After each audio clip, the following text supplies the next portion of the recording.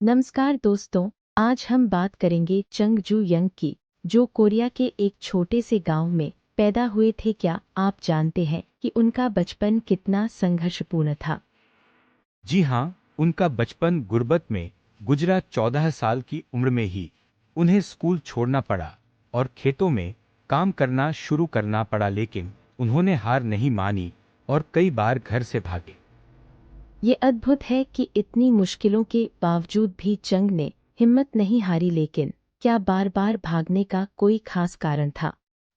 असल में चंग शहर की आज़ादी का अनुभव लेना चाहते थे। गांव की गरीबी और भूख से तंग आकर उन्होंने शहर में मजदूरी करने का फैसला किया।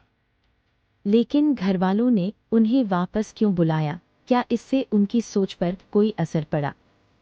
जी, उनके माता पिता ने उन्हें वापस गांव ले जाने की कोशिश की, पर चंग ने शहर की जिंदगी का स्वाद चख लिया था और उन्हें पता था कि वह गांव में नहीं टिकेंगे।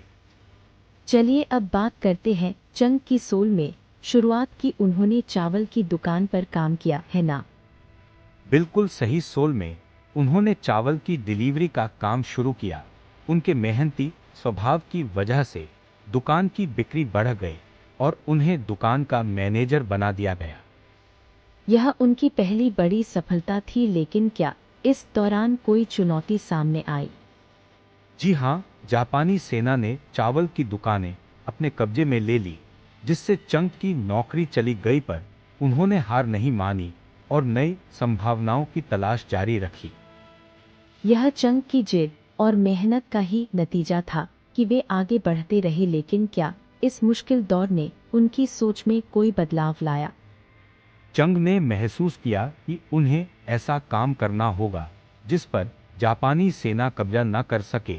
इसी सोच ने उन्हें कार रिपेयरिंग व्यवसाय की ओर प्रेरित किया। चलिए अब बात करते हैं चंग के कार रिपेयरिंग व्यवसाय की। यह कैसे शुरू हुआ और इसमें क्या चुनौतियां आईं? उन्होंने 3001 का लोन लेकर रिपेयरिंग शॉप खोली, लेकिन एक आग में सब कुछ खो दिया। पर चंग ने फिर से लोन लिया और व्यवसाय को फिर से खड़ा किया। यह वाकई में प्रेरणादायक है, लेकिन क्या कोई ऐसा समय भी आया जब चंग को लगा कि वे हार जाएंगे?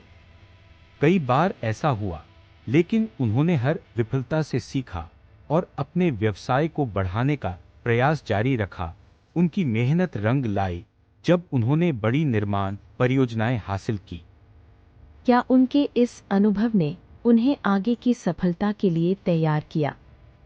बिल्कुल, इस अनुभव ने उन्हें कार निर्माण के क्षेत्र में कदम रखने की प्रेरणा दी और वे ह्यूंडई मोटर्स की स्थापना की दिशा में आगे बढ़े।